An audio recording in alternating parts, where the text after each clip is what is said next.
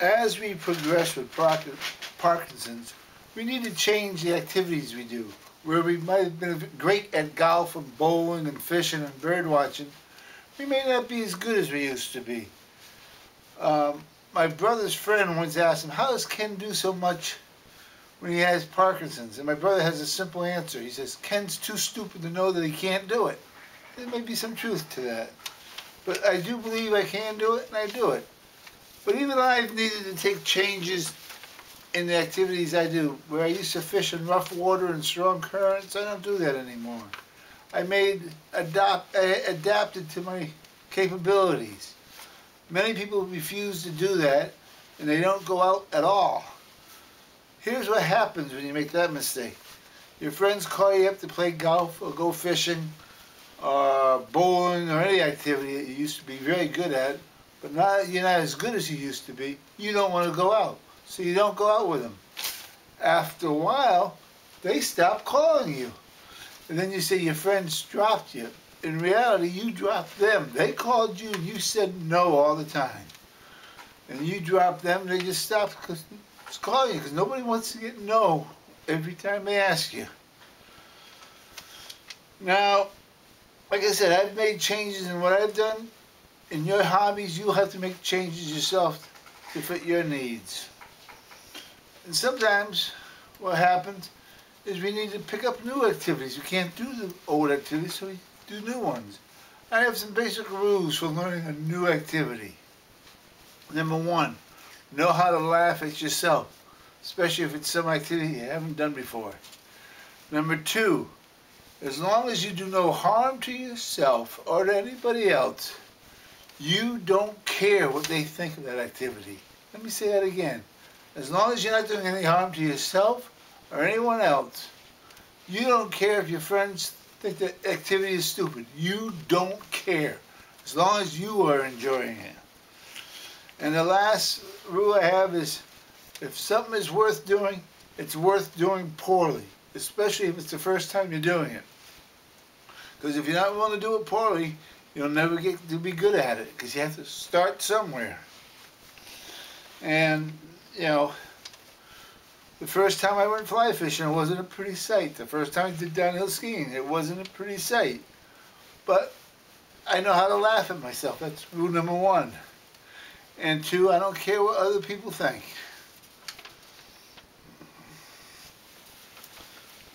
And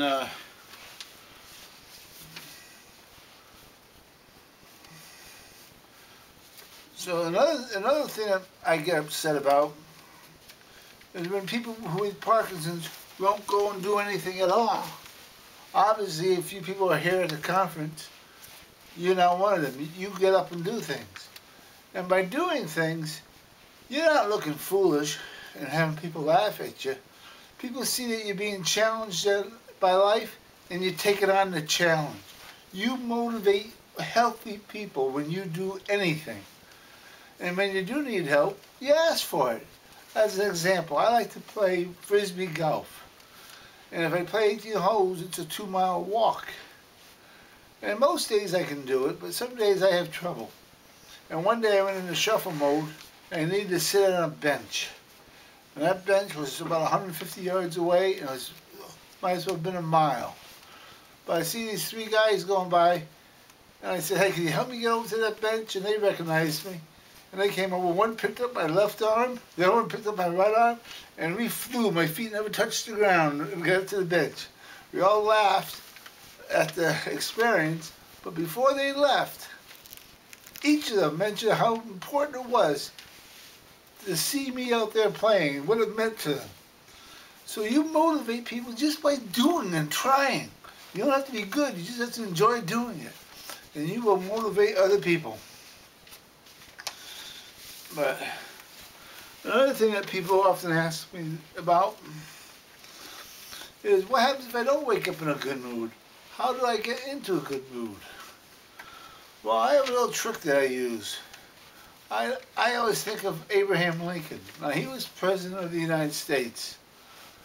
But I have running water in the house. I own my own house. I have electricity. I have TV. I have a car.